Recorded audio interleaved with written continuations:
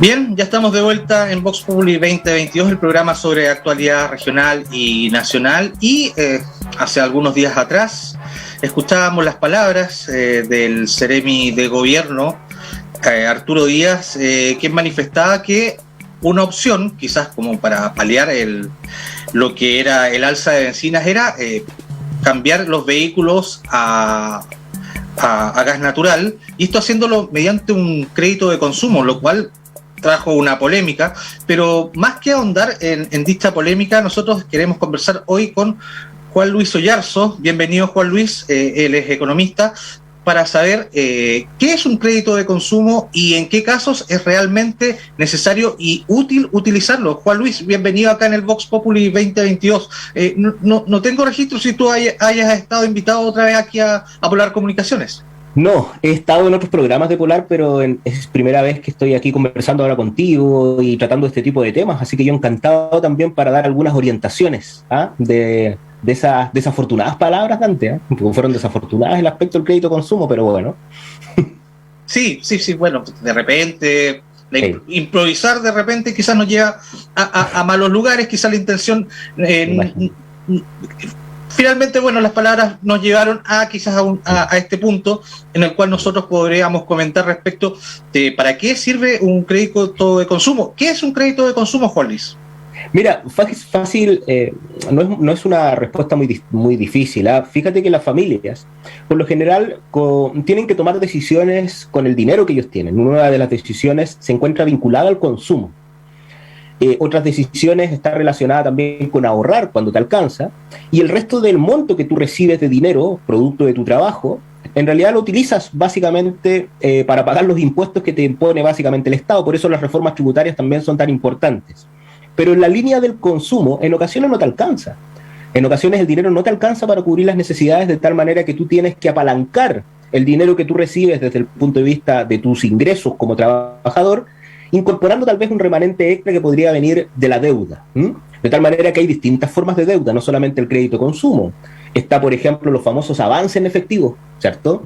Están efectivamente los créditos de consumo. Y hay varios otros instrumentos financieros que te ayudan a cubrir esa falencia que tú tienes, porque nadie pide un crédito de consumo. Sería ilógico que tú pidieras un crédito de consumo para guardarlo en el chanchito. Eso no tiene sentido. Tú cuando pides un crédito de consumo es para hacer algo, para poder cubrir algo que te falta de algún pie que tú entregaste en un auto, para poder cubrir ese pequeño pie en ocasiones, que no es tan pequeño cuando tú pides un crédito hipotecario, que solamente el banco te financia el 80% y hay un 20% que queda colgando, de tal manera que lo puedes solicitar a través de este crédito de consumo, de tal manera que los créditos de consumo son importantes, Dante, porque te ayudan a cubrir ese remanente que a ti te hace falta para poder alcanzar tus necesidades y cubrir tus necesidades, mejor dicho. Sí, perfecto. A ver, sí entiendo. Por ejemplo, no es una buena idea pedir un crédito de consumo para guardarlo, porque seguramente los intereses de un crédito de consumo naturalmente son más altos que lo que uno puede ganar con un depósito a plazo, por ejemplo. Por ejemplo, de tal manera que, claro, nadie va a pedir un crédito de consumo. Yo nunca lo he escuchado, tal vez existe alguna persona que lo haga, que agarre el crédito y, oye, lo guardo. No, pues porque en realidad tú pagas un precio por ese crédito. Ese crédito no es gratis, ¿cierto? Es como cuando tú vas tal vez a algún lugar y quieres arrendar una silla para andar trayendo a tu hijo. De tal manera que tú sabes que te van a cobrar la silla por día, por hora, etcétera. Lo mismo ocurre con el ámbito del dinero. A ti te cobran un interés por el uso de ese dinero, que ese interés se encuentra relacionado a cifras por lo general mensuales, ¿cierto? Existe una tasa que es una tasa anual, y que esas tasas, cuando nosotros hablamos de esas tasas de interés, es el costo que a ti te cobran por utilizar entonces ese crédito consumo, ese dinero extra que tú pediste. Esas tasas varían, ¿cierto? Dependiendo de donde tú las pidas. Por ejemplo, ¿solamente los bancos otorgan créditos de consumo?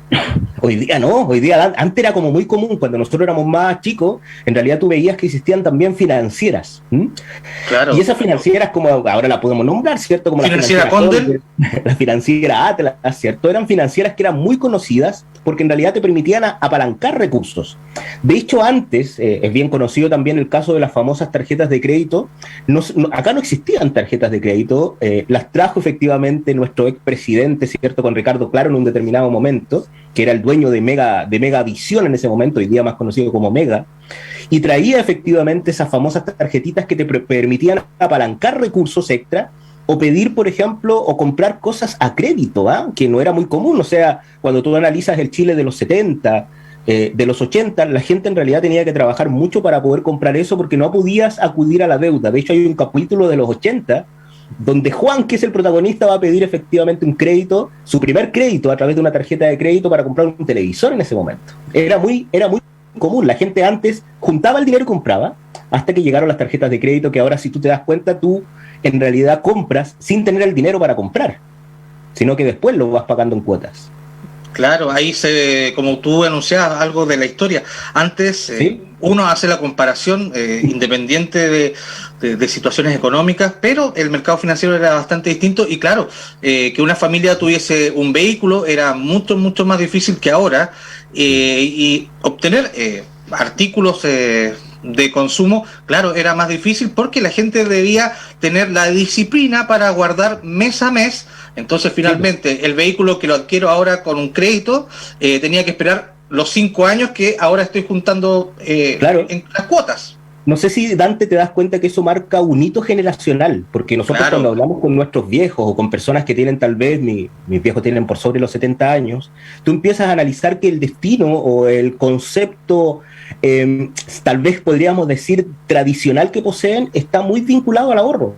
El guardar el clavito, el guardar estas cosas, porque en realidad en ese momento costaba mucho tener efectivamente las cosas que tú podías tener, ¿cierto? El refrigerador que duraba mucho tiempo, la gente compraba artículos que tendían a durar durante mucho tiempo.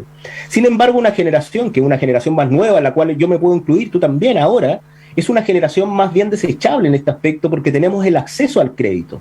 De tal manera que cuando se echa a perder alguna cosa, de inmediato acudimos al crédito como una herramienta válida para poder generar esto. Y a propósito de tu pregunta, porque me quedé básicamente solamente con las financieras, en ese momento existían las financieras, pero hoy en día todos te dan un crédito, ¿cierto? Si tú vas, por ejemplo, a estas grandes multitiendas, de repente aparecen, no sé, algunas otras entidades, las cajas de compensación, las cooperativas, te dan créditos. El mercado financiero ya no es ese banco y esa financiera, sino que en realidad se amplió enormemente, de tal manera que muy bien conocido sale que existen jóvenes que de repente tienen 20 años, 18 años, 19 años, y ya tienen acceso a créditos. Vemos casos que antes eran muy difíciles que ocurran, jóvenes que tienen 21 años y que ya tienen su casa, tal vez porque generaron un elemento de ahorro, porque tal vez tienen un posicionamiento distinto, y eso se da efectivamente por la posibilidad que tiene el crédito. El crédito no es un elemento dañino. Lo dañino es como tú lo utilizas. Cuando no tenemos, por ejemplo, una buena educación financiera, nos genera un inconveniente desde el punto de vista de que nos puede ahogar como familia.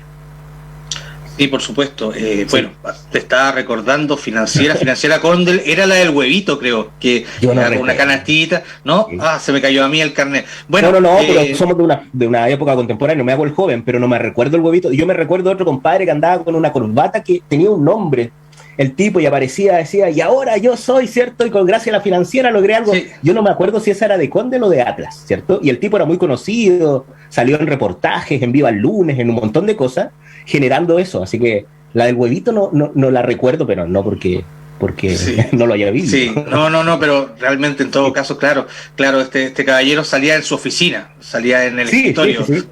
Y ni me moví del escritorio, decía, creo. Sí, perfecto, claramente. Y ni me moví de mi escritorio. Sigo todavía en mi escritorio y ahora, gracias a Financiera Condel, si no mal recuerdo, logré mi sueño, ¿cierto? Sin moverme de mi escritorio. El mensaje más que subliminal, directo. No trabajé, no me esforcé y obtuve mi dinero, pero no sé, a costa de los ingresos futuros. Claro, no sé si eso no lo dijo. Claro, no sé si te das cuenta que en realidad hay una diferencia con la generación anterior. Esa es una diferencia. De tal manera que cuando esta generación ahora comienza a vivir elementos que son complejos desde el punto de vista de la deuda, de las tasas de interés, del aspecto de la inflación, es porque forma parte de la característica de este grupo generacional, no del anterior, que en realidad no se acompleja con los temas, porque básicamente siempre ha tenido ese aspecto de trabajar y que producto de tu trabajo proviene entonces la recompensación, que es dinero que te permite gastar en algo, de tal manera que era muy común comprar los televisores, comprar los muebles del hogar en efectivo, ¿cierto? O tal vez con el crédito o con alguna asociación que se hizo con el lugar que tú trabajabas, ¿cierto? En ocasiones habían ciertas cooperativas que se llamaban, donde ahí te entregaban crédito, pero estaba vinculado exclusivamente con la empresa donde tú trabajabas. Claro, o incluso algunas cooperativas tenían locales propios. Acá en Punta Arenas recuerdo una de NAP, otra quizás de la Armada, ahí como por Pedro Montt, por Jorge Montt, pero estaban las cooperativas que eran locales donde se vendían hasta barrotes incluso, donde los asociados... En Jorge Montt, yo lo había olvidado, en Jorge Montt había una, mis viejos fueron a comprar ahí. Sí. En Jorge Montt con O'Higgins. Debe haber sido, sí, y lo recuerdo. Yo no recuerdo si era donde estaba el Poder Judicial, pero estaba por ahí. ¿Ah? Esas calles O'Higgins, no, ahí trato de ver, sí. Es que por ahí está una que era de ENAP, que no recuerdo cuál era la sigla, que estoy seguro que esa está como por... a ver, José Menéndez llegando como a O'Higgins, en la esquina donde hay ahora un pub. Pero bueno. Sí. Sí. Encontraban soluciones nuestros viejos, pues, para poder costear sus cosas. Era un elemento también distinto. Deberíamos aprender también de esa instancia, porque la mirada generacional es distinta. La mirada actual es una mirada, tal vez, nunca había tenido la posibilidad de conversar estos temas, por eso lo agradezco, porque la mirada generacional que nosotros tenemos es una mirada distinta, donde tú bien lo dices. En realidad queremos satisfacción ahora. Cuando tú generas ahorro, el ahorro es el sacrificio presente por el bienestar en el futuro, ¿cierto? Cuando tú ahorras dinero en la actualidad, tú estás dejando de consumir bienes y servicios en la actualidad, pensando que puedes ocupar ese dinero al futuro y que eso te va a ayudar en el futuro. Y por esto surge, por ejemplo, elementos tan emblemáticos como, ¿cierto?, las insultadas AFP o los sistemas de previsión social, porque quiere decir de que la generación, ¿cierto?, en la actualidad no ha tomado conciencia de que tiene que ahorrar para su futuro, porque ese ahorro en el futuro te permite entonces efectivamente disfrutar de ese dinero. No sé, de repente la gente no lo piensa, pero el ahorro es un sacrificio presente. Cuando tú consumes, es claramente una inyección de bienestar en el presente.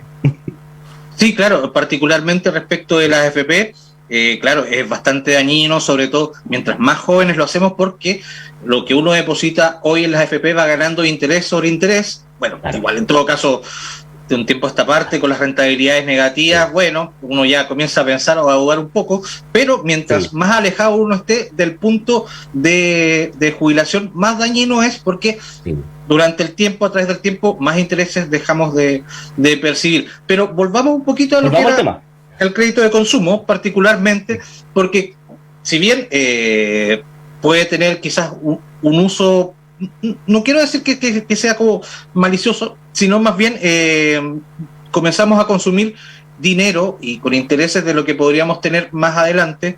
Sí.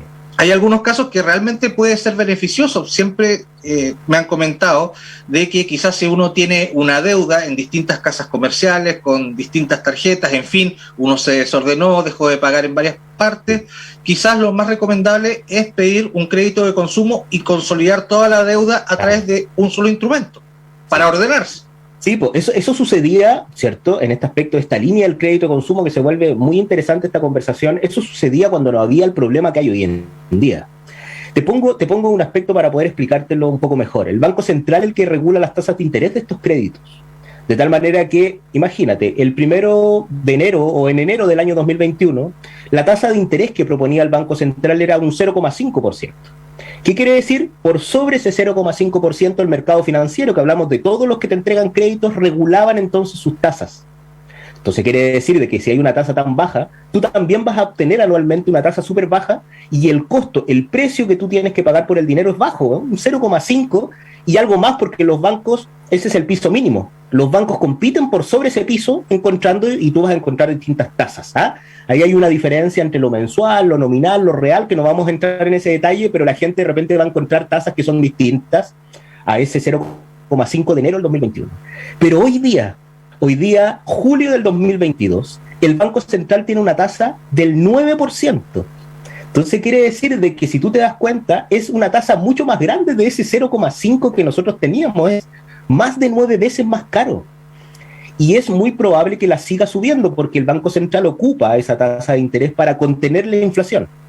De tal manera que por eso es tan irresponsable las palabras del Ceremi, por eso es tan irresponsable y tan desconectada de la realidad, porque quiere decir que cuando invita a la comunidad, ¿cierto?, por una causa loable, totalmente loable, que es tratar de ver cómo arreglo, ¿cierto?, el problema político que tengo con los combustibles, él dice que una de las alternativas, yo vi el reportaje, era un crédito de consumo, pero ¿cómo alguien está entonces promoviendo un crédito de consumo con una tasa que yo te acabo ya de demostrar que es histórica, ¿cierto?, y que va a seguir subiendo?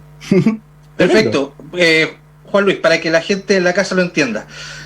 Esta tasa es anual, mensual. Sí. Si yo pido 10.000 pesos ahora, ¿cuánto termino pagando en un año? Mira, hagamos un ejercicio que es sumamente útil para las personas. Hay un simulador de crédito, la gente de repente no lo sabe, pero el Estado ha tratado de hacer su pega y lo hace a través de CERNAC. De tal manera que tú colocas en Google CERNAC comparador de créditos y hagamos el ejercicio que tú me mencionas. Pidamos 1 millón de pesos para 12 meses. Cuando tú ves este 1 millón de pesos para 12 meses, nosotros vamos viendo entonces que, por ejemplo, tú vas a devolver según el crédito más barato, porque como los bancos compiten, tienen distintos créditos. Si tú pides 1 millón de pesos, no vamos a nombrar el banco más barato, tú tienes que devolver 1.099.000 pesos. O sea, 99 lucas más, ¿cierto?, con la tasa con la cual nosotros ahora estamos compitiendo, que es una tasa grande. Y la gente tiene que cotizar, porque el banco más caro es 1.250.000 pesos. Entonces, si tú te das cuenta, hay una diferencia. En un banco solamente devuelves 99 lucas, en el otro 250 lucas. O sea, quiere decir que hay una diferencia como de 120, 130 lucas. De un 10 a un 25% de lo pedido. Claro. Entonces, esta plataforma es muy útil, no le estoy haciendo propaganda al gobierno, bueno, no hay problema, pero es la plataforma del CERNAC, que tú colocas comparador de créditos de consumo. Sí, pero ojo, es del Estado, no es del gobierno. Es del Estado. Por eso no estamos haciendo ningún tipo de propaganda a alguna empresa o algo, y aparecen los distintos bancos. Cuando tú pides un crédito de consumo, te tienes que fijar en dos grandes cosas que ha provocado y que ha colocado el Estado a través de, básicamente sus reglamentaciones, en particular por medio del Ministerio de Economía. Uno de ellos es el costo total del crédito, porque antes lo que sucedía, Dante, es que tú ibas a pedir el crédito y tú decías, ya, yo quiero saber, era lo típico que decía mi viejo, yo quiero saber cuánto voy a devolver mensual. Mira, compadre, tú vas a ver 100 lucas, 115 lucas mensuales, una cosa así. Pero después te encontrabas que la cuota era 200 lucas. Y tú ibas y decías, pero ¿cómo? No, es que hay seguros comprometidos que no te los decían. Y eso ocurría mucho cuando pedías una tarjeta, cuando pedías algo, habían seguros comprometidos. De tal manera que el Estado dijo, ya, paremos y vamos a tener dos herramientas, que es el costo total del crédito, que involucra todos estos seguros y todos esos aspectos, y tú los puedes comparar, y vamos a tener otra herramienta que es porcentual, que se llama el CAE. De tal manera que obviamente la familia, en el momento que vaya a pedir entonces su crédito... El CAE no es el crédito con aval del Estado. Es el costo anual equivalente del crédito. Muy bien, un gran detalle. Quiere decir que me tengo que fijar en estas dos herramientas, que es el CAE, el costo anual equivalente, y el costo total del crédito, que es el CTC. ¿Ya? De tal manera que con esos dos elementos, obviamente que tengo que elegir el más barato. Y aquí, si tú te das cuenta, claro, el más barato corresponde a la institución, no te voy a nombrarla, pero básicamente es el que tiene un CAE de 17,89, y la más cara tiene un CAE de 44%. O sea, si tú te das cuenta, la diferencia es tremenda. De hecho, voy a ocupar mi calculadora luego, por mientras, para ver cuál es la diferencia entre el crédito más caro y el crédito... Pero es notorio, porque quiere decir que el crédito más caro es de una casa comercial. Tampoco vamos a decir el nombre, pero las casas comerciales tienen sus bancos y te entregan créditos, y es el más caro. Ya, perfecto. Juan Luis, respecto a eso, ¿dónde puedo yo saber qué crédito de consumo es el más adecuado, el más barato para obtener? ¿Hay algún lugar, algún portal, información donde yo pueda tener a la mano un comparativo donde me digan A, B, C, D con cada una de sus variables? Sí, el CERNAC, lo que te acabo de mostrar, el CERNAC en comparadora, porque el comparador te menciona claramente los bancos. Yo no te los nombro, pero yo en pantalla estoy viendo los nombres de los bancos. y te hace una comparación de al menos 8 bancos con el valor de la cuota mensual que tú tienes que pagar, con el costo total al final del crédito, que ese es el CAE donde aparecen todos los datos, con el CTC, con el CAE también, con si tienes que pagar un seguro de desgravamen, que es en el caso que tú mueras, alguien tiene que pagar, ¿cierto? Básicamente esos elementos, el total de intereses que tú pagas, ¿cierto? En cada uno de los créditos. Entonces encontramos diferencias notables. Son 150 lucas de diferencia entre un banco y otro. 150.000 pesos que tú pagas de más al final del crédito, producto de la utilización del dinero. De tal manera que hay que tener un poquito de conocimiento, y estas son herramientas súper sencillas de poder ocupar. Así que el CERNAC comparador, te metes a Google, tal vez lo estás haciendo, y es lo primero que te va a salir en algún momento. No, ¿sabes lo que estaba haciendo? Mire que soy ocioso. Estaba tratando de buscar ahí al amigo que no se movía el del escritorio, y efectivamente era de Financiera Condel. Mire que soy ocioso. No alcancé a dar con el nombre. Nos quedan poquitos minutitos. Una consulta que queríamos hacerte. Nos quedan un montón de temas para seguir buscando en un nuevo programa. Pero era respecto de esto, de que van a llegar las ayudas del gobierno, principalmente 120.000 pesos, que ha anunciado el gobierno que va a alcanzar hasta 7,5 millones de población. Esto serían más de 1.000 millones de pesos por ahí, etcétera. La consulta es, ¿este dinero, esta inyección, va a afectar a la inflación? Yo creo, francamente, que no del todo. Y francamente, porque la ayuda tampoco, de repente uno se empieza a nublar, porque cuando te mencionan 1.200 millones de dólares que va a incluir todo este aspecto, en realidad yo no creo de cierta manera que influye tremendamente la inflación. Hay que recordar que tenemos ya una inflación de 12,5%. Cuando tú tienes, por ejemplo, ¿y por qué el Banco Central sube o baja las tasas de interés? Era importante porque cuando sube la tasa de interés es que quiere que la gente no consuma. Claro. Por eso, efectivamente, las ayudas que te entrega el gobierno tampoco son tremendas. O sea, 120.000 pesos es una ayuda considerable, ¿cierto? No la denostemos, pero no son ayudas como las que entregó el gobierno anterior. Claro, claro. Ese es buen punto. ¿Sabes por qué es buen punto? Porque esos 120.000 pesos van a ser consumidos claramente en 15, 20 días, y no es como una ayuda que pudiese perdurar en el tiempo y que se fuese a diluir. Claro. En cambio, por ejemplo, cuando sucedió el aspecto del retiro de fondos, las IFE y todos estos elementos que se entregaron en un determinado momento, eso es dinero que no está sujeto a esa tasa de interés. Quiere decir que el Banco Central no tiene ningún control para poder solucionar este aspecto de la inflación. Existe básicamente la sensación de que cualquier inyección de dinero va a provocar inflación.